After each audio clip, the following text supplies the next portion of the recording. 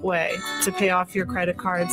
It's called a debt management program from the great team at Trinity. Trinity had a plan. In the end, I paid off my bills, I saved thousands, and I even improved my credit score. If credit card debt has you down, call Trinity at 1-800-936-5496. My name is Heather. Please forget Trinity Debt Management. 1-800-936-5496. If you're shopping for a banking institution, visit with Equity Bank of Hoxie, Grinnell, and Quinn, Kansas. The Equity Bank is heavily invested in local business and activities contributing in many ways back to their community. Their employees are involved with many organizations and area events. Plus, a lot of experience comes with that staff. You'll find valuable local assistance when you bank at the Equity Bank of Hoxie, Grinnell, Quinter, and other locations in Western Kansas. The Equity Bank, member FDIC.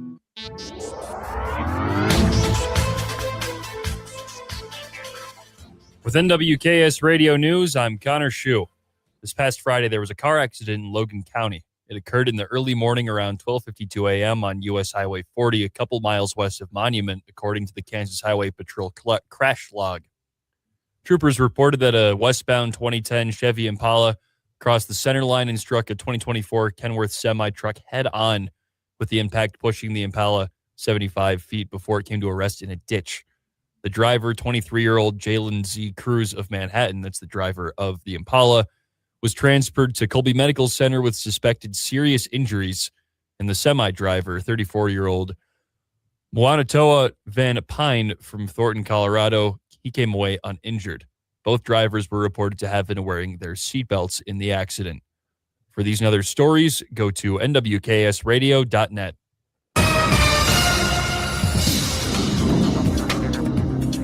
Morning bands of snow out in Kit Carson and Cheyenne counties in Colorado, Greeley and Wichita counties in Kansas. 1 to 2 inch accumulations are possible there. Elsewhere, we'll just see flurries and cloudy morning skies. It'll be clearing in the afternoon with highs in the upper 30s to low 40s. Tonight will be clear and cold with lows around 15. West winds at 5 to 10 miles per hour. Tomorrow will be warmer with highs rebounding in the mid-50s due to southwesterly 20 to 30 mile an hour downsloping winds. In the evening, a cold front will go through, sharply turning the winds to the north, gusting 35 to 45 miles per hour. Overnight, lows will be in the upper teens, and Wednesday and Thursday, despite the front, temperatures will remain relatively mild with a high around 50 on Wednesday, 40 on Thursday. Overnight lows head into the single digits and lower teens. Arctic will last Friday and Saturday with highs in the teens and 20s, lows in the single digits. This meteorologist Chris Schromick in the NWKS Radio Weather Center.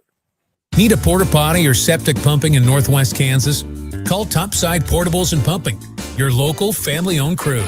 They've got clean, reliable toilets for weddings, farms, and job sites, plus full septic services, RV waste, fertilizer tanks, and more. Available 24/7, because when nature calls, they answer.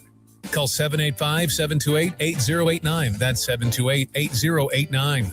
Topside Portables and Pumping. Reliable, local, clean.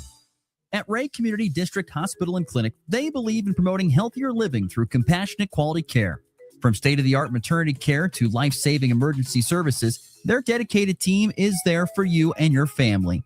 Whether it's managing diabetes, navigating recovery, or receiving specialized treatments, they're committed to your well-being. Discover the difference a community-focused hospital can make. Visit rayhospital.org today to learn more. Ray Community District Hospital and Clinic. Your health, our priority. Not too often do you buy something when you have air, and then it works just as good when you don't have any left. Well, that is what happens when you purchase a trusted American-made Valley Pivot from Western Sprinklers.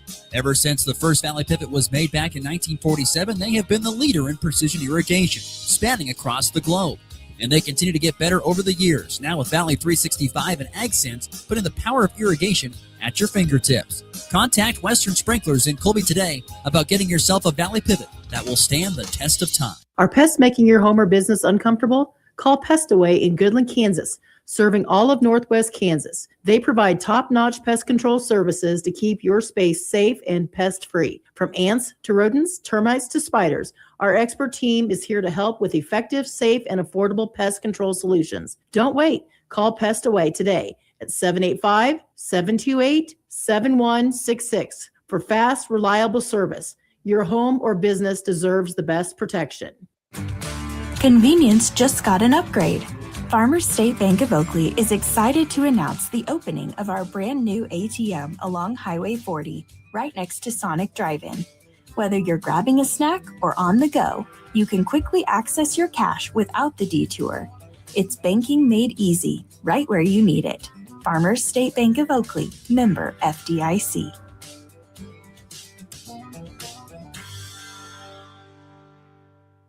At Eklund Insurance, they understand your unique needs. Whether you're a farmer protecting your farm and ranch, or you need commercial or personal insurance for your home, health, or auto, the team at Eklund Insurance has you covered. Their consultative approach ensures you get the best advice tailored to your situation. They shop around for the best insurance products, so you don't have to. Eklund Insurance, your trusted partner in comprehensive coverage. Stop by today to talk to one of their agents at 1628 Caldwell Avenue in Goodland. You ready? Ready? 1, 2, 3, 4! It's time for the Morning Blitz with Ross Volkmer. The amount of money getting thrown around to quarterbacks who haven't done diddly squat is amazing to me. And Connor Schuh. He's the new guy. The High Plains only local sports talk show. Broadcasting live on Goodland's Rocket 102.5 and video streaming on YouTube, Facebook, and X. Who's got it better than us? Nobody! Covering it all from the preps. He's at the 10, the 5, he dives for the end zone. He's in! Touchdown, Cowboys! To the pros. Line drive, left field, base hit.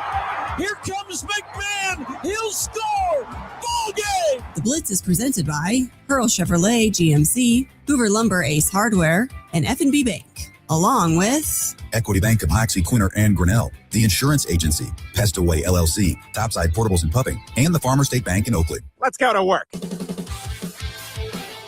Rory and Melvin combine the steal. Council on the run, a lob, and a slam.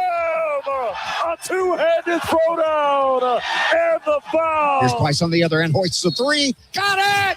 And the one out. On the drive, CJ had it knocked away. May have been fouled, no call. Three-pointer, PJ, good! PJ Haggerty, a bomb. Cowboys got lucky. Rosas missed 2 easy bunnies there. 3 ball to make it a 1-point game. Good for Braylon Mole on the right side. Mole now to Williams. He'll try a 3 from the left. It's off. No good. Off the backboard. Rebound. Miller puts it in before the shot clock sounds. We are tied at 53. Good Monday morning, everybody. It is January the 19th, and glad you're listening to the Morning Blitz. I'm Ross Volkmer. Connor Schuh with us along as well on a chilly start, but not terrible. 20 degrees. The wind is light. Going to be a day that gets up to around 40. There might be even, I don't know. I've heard further to the south and particularly to the west, you're going to see some more of the white stuff flowing around. I heard this morning that Weskin, Kansas has, I think, 2.5 inches of snow. But here in Goodland, dry. Same here in Colby. I don't think it's going to make it that far east, honestly. I think it's not going to make it that far east at this point in time. You have to go further to the south and to the east to possibly get some more. But it continues to be dry and a cold day on tap here for this Monday with highs in the upper 30s. And then we will have a warm-up on Tuesday and Wednesday that get temperatures into the 50s. And then Thursday through Saturday, maybe a chance of the white stuff again. And on top of that, some very cold temperatures. Temperatures going to be in the low 20s Friday and Saturday. So it wouldn't shock me. The Orange and Black Classic is coming up this weekend, and it would not surprise if we see some snow because there's been some interesting travel that's happened during the Orange and Black Classic from time to time. So it'll be interesting to see how this all shakes out here on this week. But Connor, how was the weekend? It was good. Got to do a little PA for Colby hoops, Colby College hoops. Unfortunately, those games tough. Didn't go even close in their direction. But it was a good weekend nonetheless. Good to hear that. I had some family in town, and which was nice. I did have to make a Saturday trip to Hugoton as the Goodland basketball games were postponed pretty much 24 hours, a little bit less than that. So I had to make a trip down to Hugoton on Saturday, which is what everybody wants to do. But, it's all right. Made it work. And at least on the bright side, there were a couple of nice Goodland wins on the road down at Hugoton. Very upset-minded weekend in the GWAC. We'll get to that coming up here in just a matter of moments. So, As always, FB Bank text line is open at 785-899-2222. If you'd like to be part of the Morning Blitz, we'd love to hear from you. Get your thoughts, your comments, your questions in for today's program. Heck, even throw in your weekend winners and losers. There are two kinds of people in this world. There's winners and there's losers. Which ones were which this past weekend? I want winners. Loser! You're a loser! It's the weekend's winners and losers on the Morning Blitz. Want to be a winner, be a winner. Weekend winners on this Monday, January the 19th. Where do we start off here?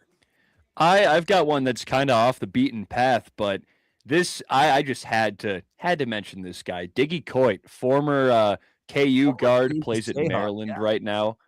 Small 5'11" guard, but he can score it, and he did that on Saturday or Sunday.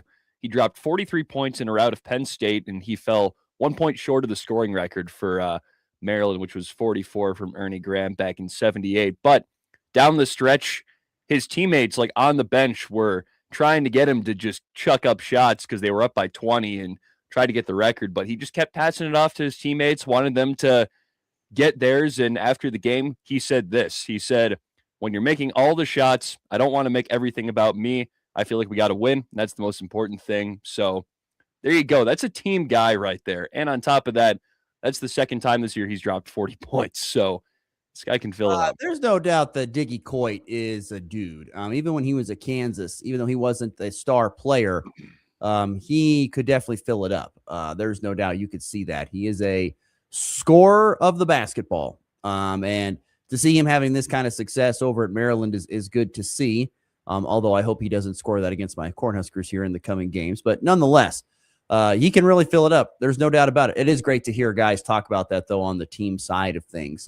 You don't hear that very much, I think, in today's, particularly in the game of basketball. No. You don't hear that very much anymore. Especially the new college basketball. I mean, did not see. Yeah, I totally see that for sure. So, man, who would have thought Diggy Coit would lead things off on a Monday morning? But I had to. He's top of mind right now. That's fine. That's fine. It's just, I love randomness, and that is definitely random. All right. I'm going to play the homer card here. Goodland basketball, my first winner of the weekend. Two really nice wins down on the road at Hugoton. Starting first and foremost with the more, I don't want to say surprising one, but I guess if you had to say it, it'd be surprising win out of the two was the Cowboys going down to Hugoton and knocking off an 8th-ranked and 4A Hugoton squad on their home floor. It's a difficult place to play. It's a rowdy crowd. And, you know, even though both teams have, different head coaches than they did last year. Both teams have semi-different rosters than what they had last year. Goodland came in losers of 3 in a row. This was the 5th consecutive ranked opponent that they have faced going all the way back before Christmas break. And the Cowboys found a way. They were down by 10 twice in this basketball game. Once in the first quarter, once in the second quarter. Used a great third quarter to come out and regain and come back and not only tie the game up but regain the lead, but then found themselves down in the fourth quarter and then closed at the very end to take the lead and then held on for dear life in the final minute or so. For those who weren't listening, and for those who couldn't listen, I apologize. I know we tried to let people know as much as we could, but we were down. Some people were like, did you not go to the Hugoton game? No, I was there. I was on a different radio station because the Broncos were here on Rocket 102. Where did they put you? I was on Flyover Country 97.9. Okay. So I was over there on Flyover Country 97.9. Thank goodness KU didn't play. I don't know what was going to happen then. But nonetheless, in the fight, so Goodland has the ball. They're up by 3. They do an inbounds play.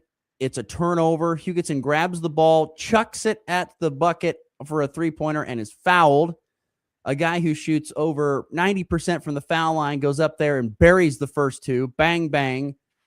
Smart decision by a young head coach and his staff, Dawson Raymer, saying, we'll take a timeout here and try and ice him. They had 1 left.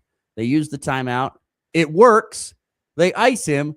But Goodland doesn't rebound the ball. Hugoton gets gets one chance to tip it in, misses it, got the ball back again, put up and in, but the buzzer sounded and the red light went on. It was the right call. Great job by the officials, by the way. They don't have the ability of instant replay, but they saw it perfectly, and they waved it off and ran to the locker room. Yeah, get out of there ASAP. It's no good. We're out of here, and they did. They did their job. I saw some video evidence later that it was the correct call as well. So, yes, a great showing from the Cowboys to get back on their feet in this 3-game losing streak against a ranked foe down at Hugoton, a tough place to play. A huge road win for them. And then the Cowgirls with just a solid bounce back game after what was a terrible game against Colby where they just couldn't make a shot. 4 made field goals in that loss to Colby at home on Tuesday. On Saturday, they go down there and they force a Hugoton team into like 29 turnovers. Really forced it. And then Hugoton is a team that usually turns teams over, but Goodland did it to them. And the Cowgirls really got going inside. They dominated the glass. They were plus, I think, 12 in rebounding margin. Really did a great job there. And so tip of the cap to Goodland basketball. It was a random deal. You were scheduled to play Friday. You're ready to go Friday. And instead you got to play Saturday. You got to get on the bus on Saturday. You got to drive all the way down there on Saturday. It was, a lot of things could have played factors, but it didn't. They were mentally tough and ended up winning both those basketball games. And a tip of the cap to Goodland basketball, my winner of the weekend at this point in time. So, okay.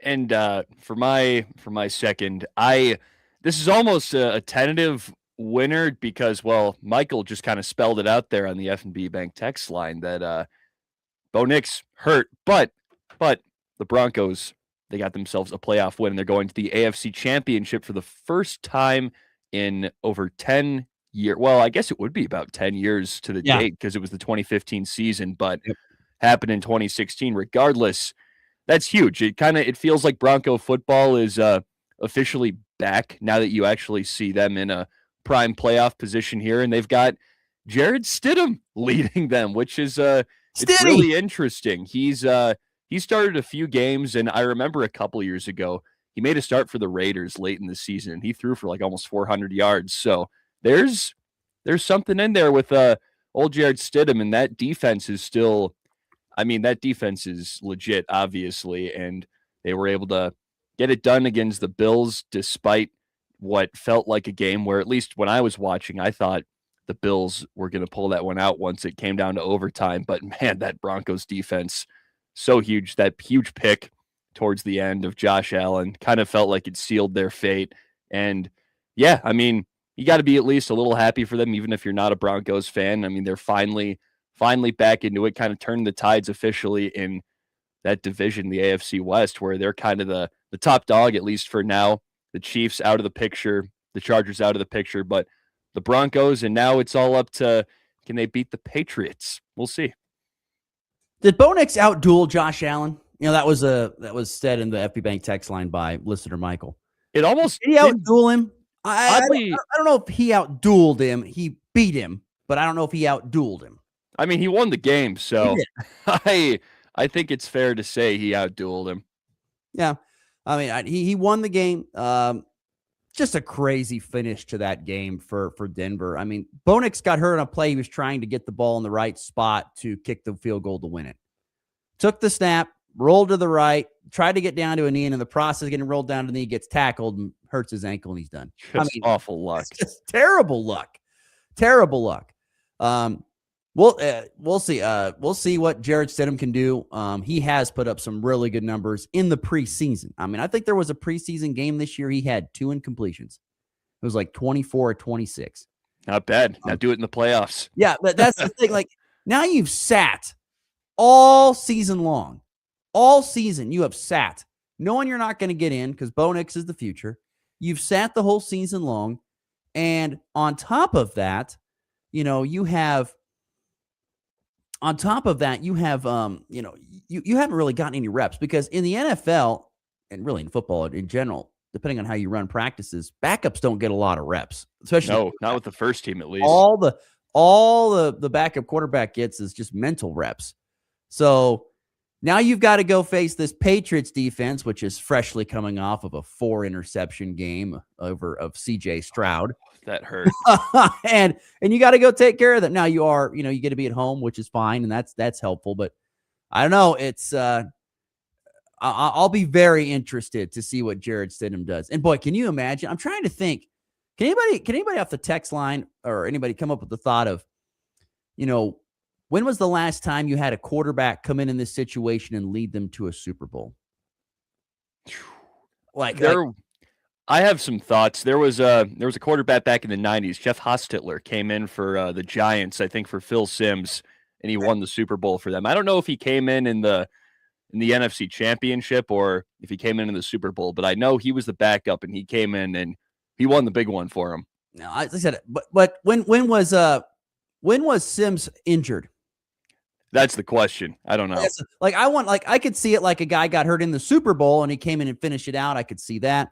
I'm just kind of curious if anybody has any thoughts on that. I would love to know. Somebody says Osweiler replacing Manning in 2015. Yeah, but Manning came back. There we go. Thank you. Nick Foles. Nick Foles. Oh, yeah. I don't know how I forgot about that. Nicky Foles. That's the one. Yeah, that would be it. Nick Foles would be it. What would trying to think, who was the starter before Nick Foles? Carson Wentz. There we go. I mean, he was an MVP finalist that year, so he was. He was really good, but Wentz was, and then injuries just took his career. Yeah, I feel for him. Shed. But yeah, it would be Nick Foles. Nick Foles. Yeah, look, Denver. Here's the thing: Denver's got a good enough defense to be in any game. And in my opinion, if you want to know why Denver has a great chance of competing in the Super Bowl, it's because of their defense. That's the biggest reason why their defense is elite. It's an elite defense. The thing is, you're going to see two elite defenses face off next Sunday afternoon. I mean, the Patriots and the Broncos. It's going to be which offense can get a couple of breaks, who can make a couple of plays, and it's going to be interesting to see. Very interesting to see. And I'm guessing it's going to be cold, and I think it's going to be snowy. By the way, great playoff weather. Thank you so much, weather. I know it stinks here because we don't have any snow, but at the same time, around the country there's some snow. And it's quite nice to see that playoff football weather for sure. And by the way, what a great game, Bills and Broncos. That was a great game. If you're just a fan of football, that was a lot of fun to watch. I didn't get to watch it a lot in live, but I've seen highlights and I did see bits and pieces of it as was happening. But there were some great moments. Love the hook and ladder play for the Bills. Loved the hook and ladder play. But credit to the Broncos. They get it done. They are moving on to the AFC Championship game, and they got the Patriots coming up here on Sunday afternoon. So look forward to seeing how that all shakes out. One more winner for me on weekend winners. I'm going to give a shout out to this is going to be a rando one. Colby Community College track and field coach Sandra Glover. I'm going to give a shout out to her and her program. They recently began their indoor season here this past weekend at the Washburn Rust Buster. Great name, by the way. And they had 3 guys go out there and have NJCAA national qualifying times or throws. And with those times or throws, either came close to or set a record in the program. Giovanni Bridgewater won the 400 meters with 47.82. It's his personal best. It was the second all time. It was the second best time. It's the second all time in Colby school history. Which was impressive. Let's see. Keenan Delestre, who's one of the long distance runners, he was impressive. Finished 3rd in the mile with a time of 4:15. 4:15? Jeez. And he finished 3rd, by the way. He won next year. Yeah. Let's see here. He went from 9th to 7th best in the school record books. And how about freshman Tristan King, who finished 11th in the weight throw with a throw of 15:03, but it was in his first collegiate mark that set the new school record. First. Jeez. So imagine what that's going to be like at the end of the season. I know. See, that's what I'm saying. Like, this is the first meet of the year.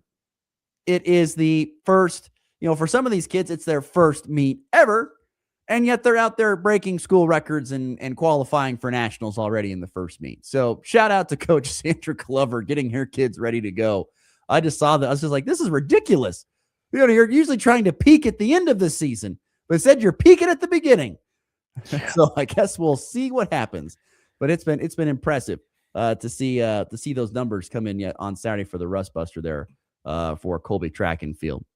There you go. Any other winners for you? I'd give a small shout out to the Patriots. I didn't really want to, but I think it's fair to say they're winners. Mike Vrabel done a great job in year 1, 14 wins, and going to the AFC Championship and playing the Broncos. It was sad to see CJ Stroud throw 4 interceptions and just look like he forgot how to play the position. But man, that Pats defense is pretty good, and so is Drake May. Yeah, they look really good. That AFC Championship game is going to be a real doozy. I think both are, honestly, even the NFC. But that's what you want. You want it to be that way. You're getting to the point where you need to have these great games, and I think there have been a lot of them. I mean, there have been some good ones. But the Niners Seahawks game was a dud, but other than that, it's mostly been decent. Yeah, you're right. All right, moving on. Weekend losers. I'll tell you, I'll lead off here in losers. I've got to go. I'm sorry, but K-State basketball, I got to throw under the bus again. Sorry. That was my first one, too. K-State basketball loser of the weekend. And it's not because they lost on the road at Oklahoma State. It's how they lost at Oklahoma State. I was listening to this game on my drive home from Hugoton, listening to this game. K-State has the basketball. PJ Haggerty gets a runner to give them an 83-81 lead with like 15 seconds left. Oklahoma State goes down the floor. Pretty much gets down to about 3 seconds. They hoist up a 3 and get fouled. Hoist a 3, get fouled. And he goes to the foul line. Guy makes all 3 free throws with 2 seconds left. And then K-State somehow, some way with 3 seconds left, gets the ball to midcourt, calls timeout. PJ Haggerty pretty much receives the inbounds pass and chucks it from almost half court. He had more time to get closer. What the heck was he doing? He's got the under. I don't know. Yeah, maybe that might be true. But the way that the K-State is the worst team in the Big 12 standard or record-wise, they're now 0-5, 0-6 to begin Big 12 conference play. But man alive, it's not good. There's videos of Coach Tang just getting after his guys in the huddle.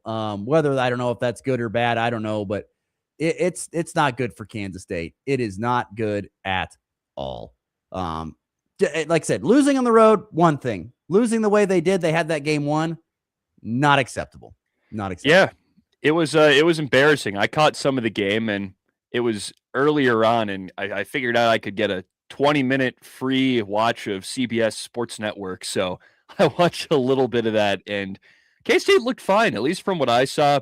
Abdi Bashir looked like the shooter he's supposed to be at first. I mean, granted, he's still shooting the ball really well this year. I think he's at like 45% from deep, but I mean, the defense couldn't do enough. And then, like you said, in the clutch situation, it didn't come up for them. And I don't know what happened. I mean, I wonder if Coach Tang had a play drawn up and PJ just said, no, I'm just going to let this fly, or what the deal was, or if the play was just to give it to PJ and let him go figure it out himself or what. But regardless, something needs to change there. I mean, heck, they're not going to make the NIT at this point. No. It's looking like it's another year of a lot of money spent on a roster that doesn't produce. No. And they have struggled so hard to just put things together, and it's looking, and the more and longer that this kind of losing goes on, the more and more you're going to see this team just kind of be like, we'll take our money and we'll run. Thank you. It's getting to that point. We'll go to our next school. I mean, not if you're PJ. This is year 4. I mean, you're done unless you try that hardship waiver, because he hasn't had a red shirt. No. Why would we not expect to see him someplace else? I mean, everyone else gets a 5th year, even though they may, or a 7th year, even though they may not deserve it. So I don't know. He'll go to like Tarleton State or something. I don't know. There we go. Anyway, all right. Weekend losers. What else you got for losers? This was really interesting. So the Warriors, the losers here, even though they beat the Hornets by 20 the other night. And the reason why, so the Hornets were playing a box and one to stop Curry. And after the game, the way the Warriors handled this in the post-game presser is why they're losers. I think it was Steph Curry who said this. It was him or Draymond. One of them said that wasn't basketball, the way the Hornets were defending them, because they were trying to take away Curry. Yeah, and it worked because Curry only scored 12 points. So they did the job in terms of that, but Draymond hit 4 threes, and I think 7 players had double-figure points, so it didn't really work. But they were all complaining about it in the post-game presser and just acting like you're not allowed to do that, and that's just a Bush League way to play the game, to take away your best player. And they're all like, I just can't believe this. This is disgusting. And I don't know. I feel like, to me, that's loser behavior. Just going on and on and on about that in the post-game presser. I saw quotes from like 3 different players about how much they despised that and how it was anti-basketball. So, yeah, just wanted to get that off my chest. I thought that was stupid. That would be dumb. Boxing 1 is basketball. Yeah. I mean, it's Steph Curry. He can still... Aren't there other pros on the floor for the Warriors to score? Yeah, and they did. Again, I mean, they won by 20. So, well, shoot. I mean... What does it matter? Exactly. Hey, grow up. Yeah. That's it is basketball. That's part of the deal. I've got a couple more losers, but I'm only going to get to one here because we're up against the clock. And Nick, we can talk more about my other loser. Unfortunately, not unfortunately, but I feel bad for this loser with Nick Athen coming up. But did you see the video from Friday night high school basketball here in the state of Kansas of the official? Oh, yeah, I did. I forgot about this. The flopping official. The flopping official. I see. For those you who haven't seen it, we have a clip for it on the screen one here. Off the glass. Morgan rebound. So anyway, let's take a look. So anyway, there's a play here going on in the girls' basketball game, and a girl flops. The official calls a technical for her flopping. He goes over, and he comes over to the girl who he called a technical, bumps into her, and then flops himself. Flops himself. And he's just like spread eagle on the floor as if he just got shot. And what's his problem? Why is he like going after the girl too? He was like pressing her. That was very weird. He was walking to the scorer's table to give the information on the technical foul to make sure, they get it assessed to the right person because the scorer table's over there. You see that he's walking his way there. Yeah. So he calls the technical, and now he's coming over to, most officials come they go right to the table, and they stand at the table, and they tell the scorebook on how they wanted to, how they want it to be assessed in the book, because they got to have that. And so, and I think he called a double tech, if I'm not mistaken. I think he called 2. I could be wrong on this. I think he called 2 techs. I want to make sure he calls. There's a technical right there for a flop. And then another tech, they're gone. And so toss the young lady out. She goes, what? What do you mean? He comes up and he, for some reason, didn't walk around her, bumped into her, fell That's down. my gripe. Flop. Watch this. Watch the camera. Watch the camera as he flops. It shakes. Oh, my gosh. Why not just walk around her and you won't have to worry about any of that, and you don't have to get into your weird flopping business? What is that? I don't know what.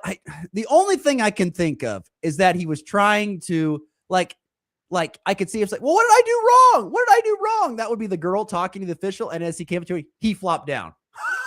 Yeah, that's just a ridiculous shame on that official, honestly. It's not good. Fire him. Not good at all. I don't know if he'll ever officiate a game again. Shouldn't. But that was interesting, to say the very least. To say the least. The flopping official, a loser of the weekend. I don't know what in the world got in his mind. It's like he thought, I have to set an example here, and I'm going to do it by blowing things out of proportion. And it wasn't the way to do it. Definitely odd, for sure. All right, there you go. Weekend winners and losers. We'll take a break. We return. Nick Athen joins us next from ChiefsBlitz.com. We'll talk with him about the playoffs, the Broncos, Jarrett Stidham, Josh Allen. We'll get to all that coming up next here on a Monday on the Morning Blitz. Looking for insurance that actually puts you first? At the insurance agency in downtown Goodland, we're independent, which means we work for you. Whether it's auto, home, crop, or business, we shop top carriers to get you the best coverage at the best price.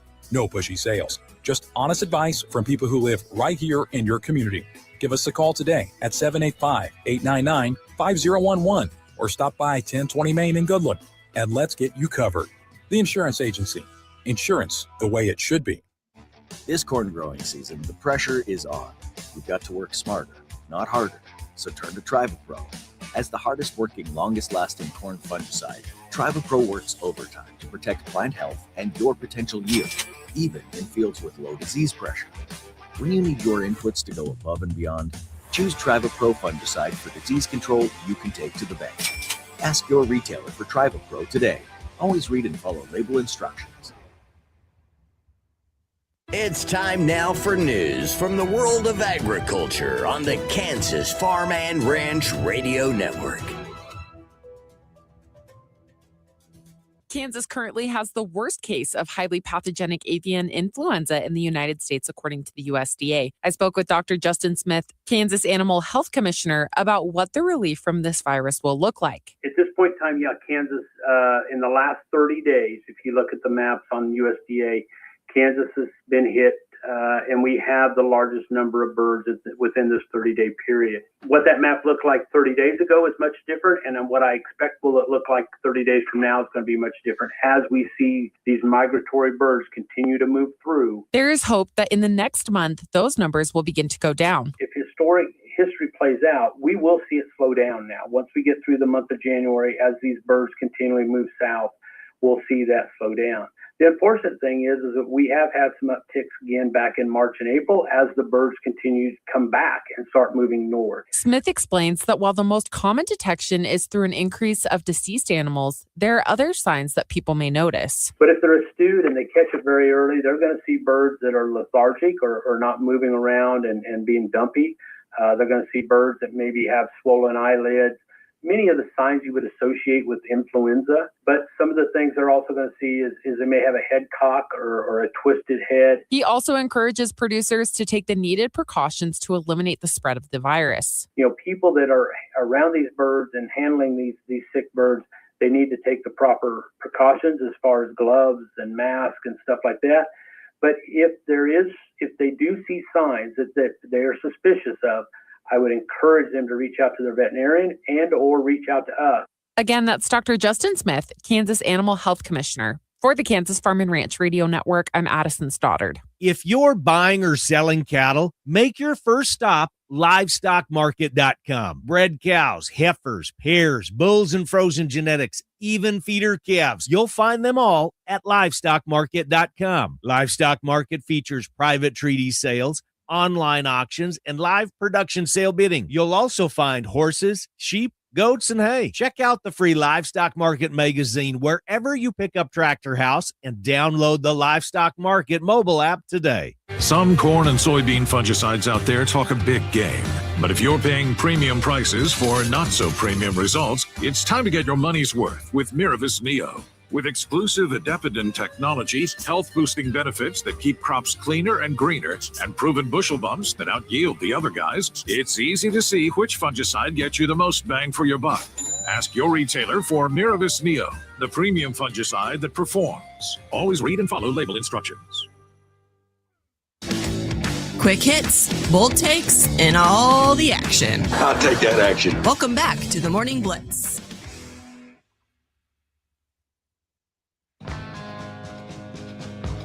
Snap, placement, kick on the way. And Denver's going to the AFC Championship game. Blitz from 24 yards out in an epic battle from a power field at Mile High.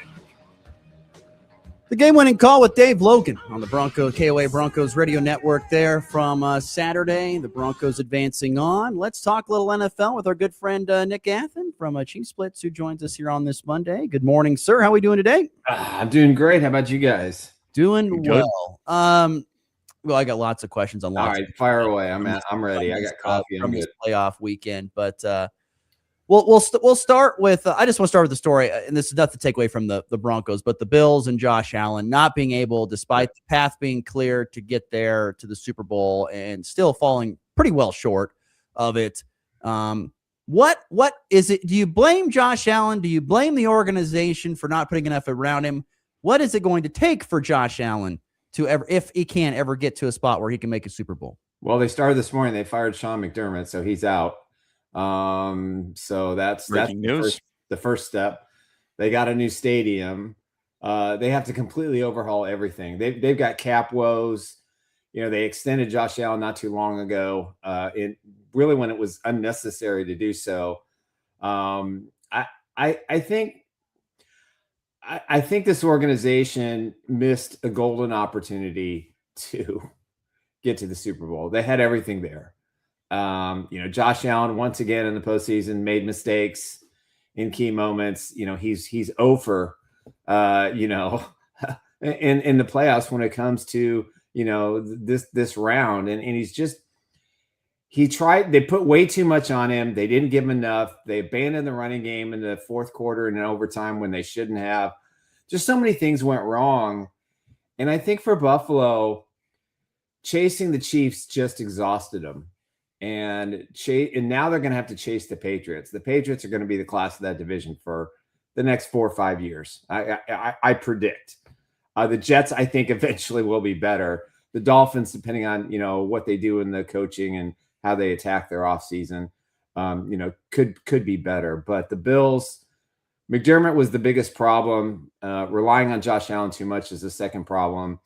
And again, they got cap woes. They've overpaid for so many guys, and they tried to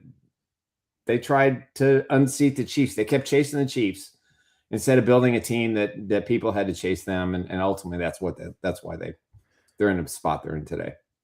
Nick, gut instinct, who do they hire as the next head coach? Well, I mean, Harbaugh should have waited because I think that was the perfect spot for him to go into Buffalo, get a chance to go in that division. But obviously he took the New York Giants job. Kevin Stefanski took the Falcons job. Matt Nagy appears to be the leading candidate for the Tennessee Titans job. That could be announced here in the next couple of days. And now with Buffalo, I'm gonna throw out Steve Spagnuolo. I think he'd be perfect for that organization. I think he would shape up the defense. I think he would bring a passion and a fire. But my guess is probably the passing game coordinator. His name has escaped me, from Rockhurst High School in Kansas City with the Rams. Likely is going to be the front runner there to work with Josh Allen. I would also consider bringing Brian Dable back. That's when they had the most success. So a lot of interesting. This has been a change off season for coaches and for teams that have held on to their coaches too long, and it makes you wonder how much longer is Andy going to stick around. Is it Peltz? Is that the guy for the Rams? I no, I can't think of his name. I can't think of. I'm sorry. I should be more prepared this morning. You're fine. Well, that coffee hasn't kicked in yet. That's no, it's not. It's almost empty too. How rando and how odd of a story is it, even though it happened not that long ago, but to have your quarterback get hurt on the last play of the game pretty much, and now you've got to go try and get to the Super Bowl and win a Super Bowl with a backup who hasn't seen any snaps since the preseason. Broncos are in trouble. I don't know if they're going to score any points Sunday afternoon. I mean, you know, this is a disaster for the franchise. It's unfortunate. They were fortunate to win that game. I mean, Buffalo take the turnovers away, and it's a blowout. But I don't know how they do it. I mean, how do you get a guy ready in a week that hasn't played a regular season snap in 2 years, 3 years, since 2023? You know, I thought it was a good signing to have as a backup quarterback, but you know, how is Sean Payton going to make this work? And the defense can only do so much. I mean, say what you want about the New England Patriots offense and Drake May, but they're good and they make plays when they have to. And that defense is legit. They're just gonna make Stidham they're gonna bruise this kid over and over and over again. And I feel sorry for the Broncos fans. I mean, that's brutal. You know, the NFL gods, man, they're tough. And they said, you're not quite there yet. We're gonna punish you. And for him to play he was like the 6 minutes into overtime, he did that to his ankle and he kept playing. You know, props to him. He made some incredible throws. He showed me that he's a winner, and he is a formidable foe for the Chiefs going forward. I was impressed. I didn't think he could bounce back like that and make that drive, but it just sucks. If you're a Broncos fan, I feel your pain, man. I've been there. You know, Joe Montana goes out the championship game against the Bills in '93 after Kimball Anders drops a sure would-be touchdown. Then there would have been no concussion and maybe the Chiefs win. Yeah, I feel the pain. Nick Athen, our guest from ChiefsBlitz.com here on this Monday morning.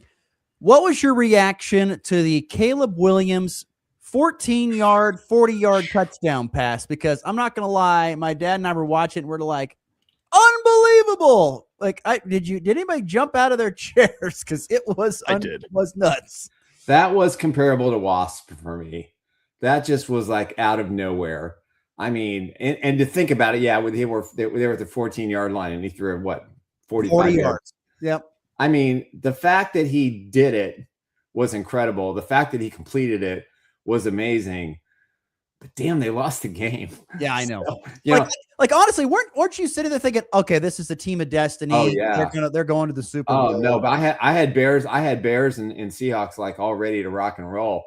I thought. I mean, the Bears and New England, Super Bowl matchup or rematch up, Refrigerator Perry, all these things are dancing in my mind like this is going to be the perfect Super Bowl, and no, that didn't happen. Listen, I can't fault. I thought it was one of the greatest plays I've ever seen. I think that he's such a good quarterback. He's so talented. It's too bad his receiver let him down in overtime, by not running the route the way it was supposed to be run, because he threw it exactly where it needed to be. And then the Bears win this football game easily. So just great players make great plays. And I just think the young quarterbacks on teams that have been really bad for a long time are starting to shine in the NFL. And I think that's good for business. And it's certainly good for cities like Chicago and for Denver and New England again, in Seattle, to have a lot of young quarterbacks. But that's the greatest. That's the play of the year. No question about it.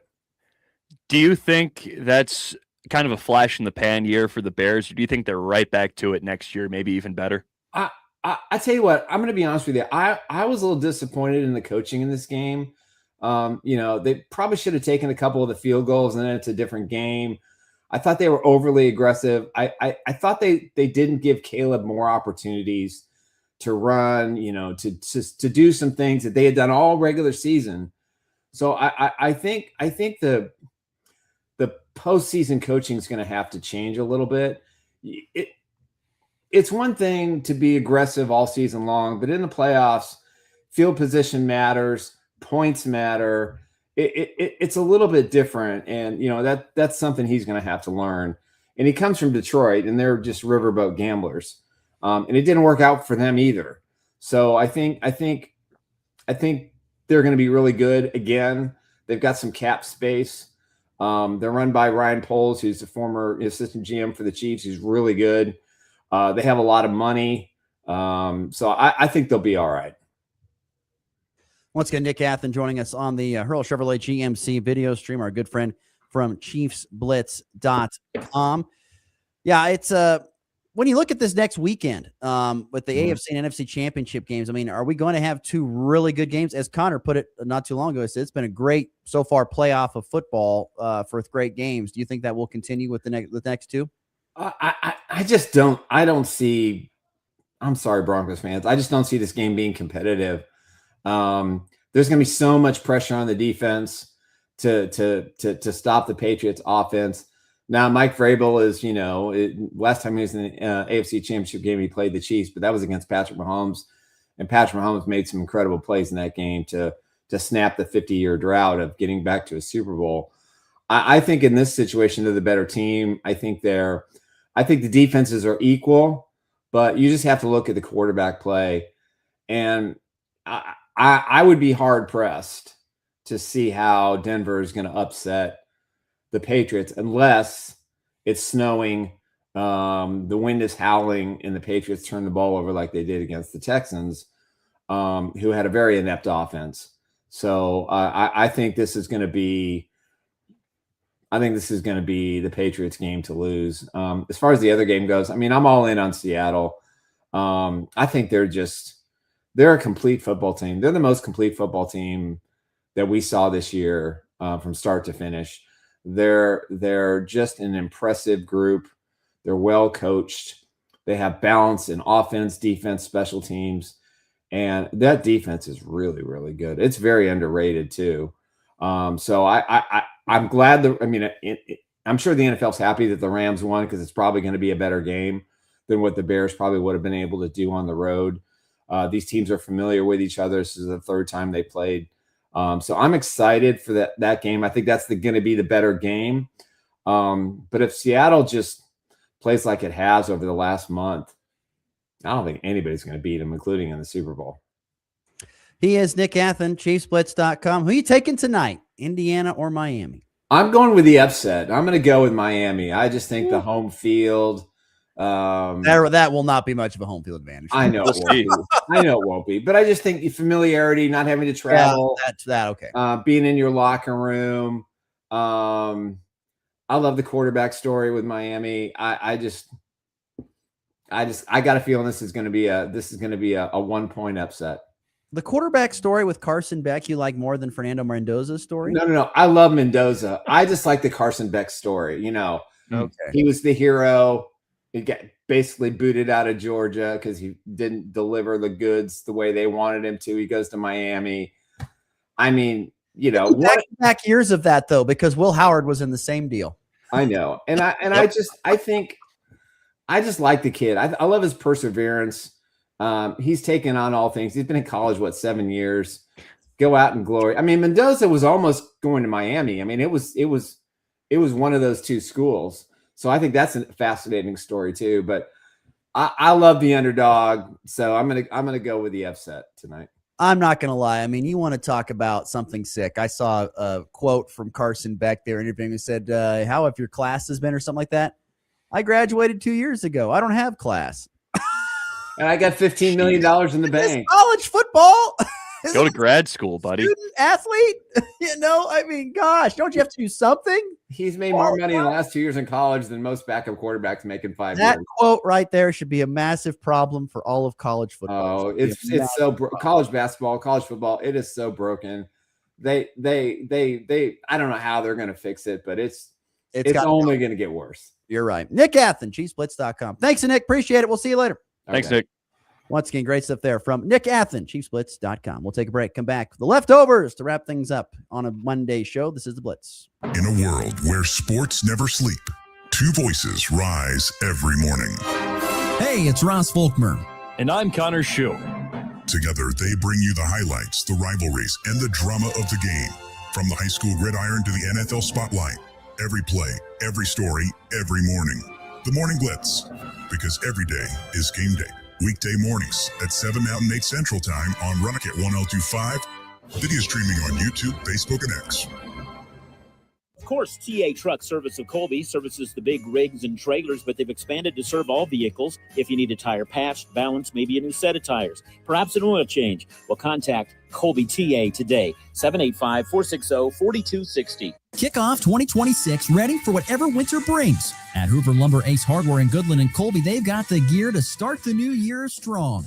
Get organized with rugged storage totes. And when the snow starts falling, if it does, power through it with Ego and Craftsman snow blowers. Or if it's just the light stuff, blow it away with Ego leaf blowers. And don't forget ice melt to keep your sidewalk safe all season long. New year, winter ready.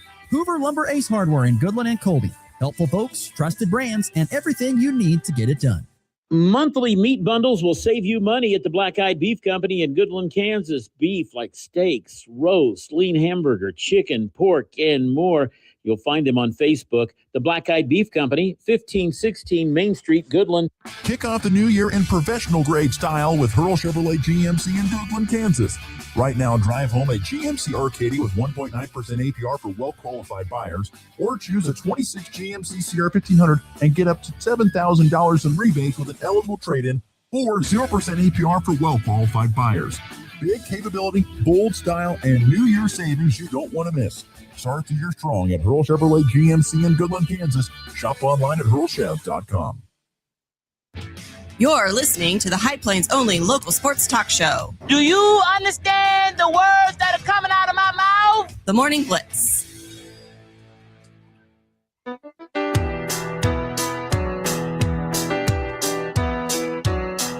Okay, just a couple minutes left to go here on a Monday show. Let's get to some leftovers. We had this brought up on the text line. I couldn't agree more. Thanks to, listener Rob. Talking about Forte Tech Northwest men's basketball, a dominant win on the road at Hutch, 73-60. Q Dixon, 20 points. Mattia Odasevich, a double-double. as they pick up a win. Other than that, it was a tough weekend for JUCO hoops. You had Fort Hays Tech Northwest women losing 77-55, still in search of that first win of the season and of the Jordan Klein era. Colby Community College men, another tough loss, this time to Butler. They gave up 122 points for the second straight game. And the Colby women were down 40-14 at half in a loss to Butler. You were there to witness both of those games. I sure was. It was Butler just plays at a pace that, well, both their men's and women's teams could not really keep up with. It's funny. They have the same style, press full court almost the entire time and just don't let the other team get comfortable. And Colby did not get comfortable. I'll give the boys credit. They managed to score a decent bit, but I mean, you just can't keep up with Butler. They average over 100 points a game, which is crazy. In more college basketball, Friday night, Kansas beat Baylor 80-62. Darren Peterson, 26 points, 11 of 13 shooting. Gosh, he is smooth. There is not much that guy doesn't miss.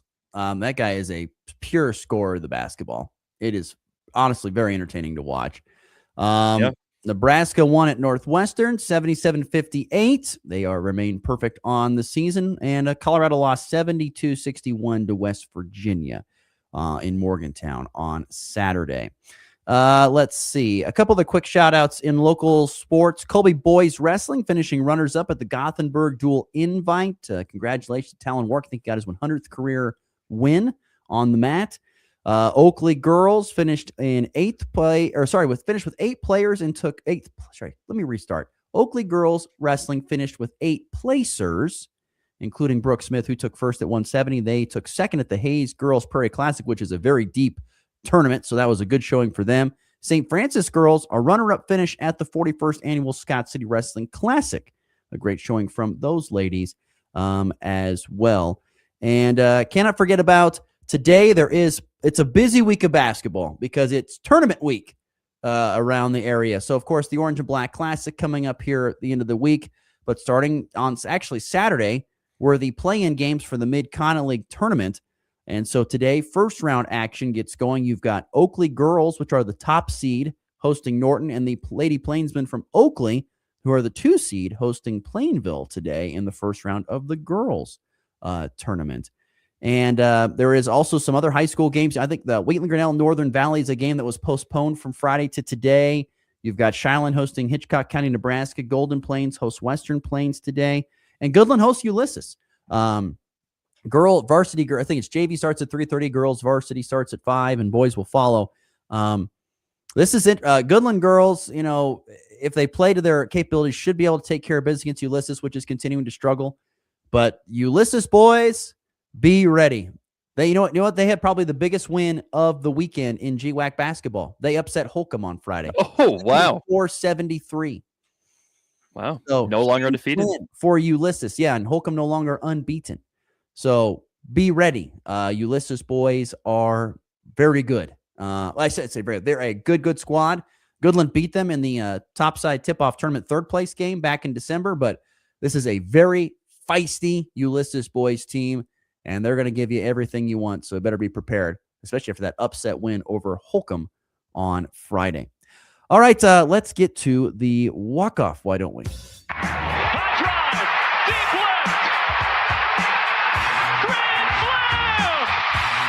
And back lifts his ball deep to right. How about a walk-off three?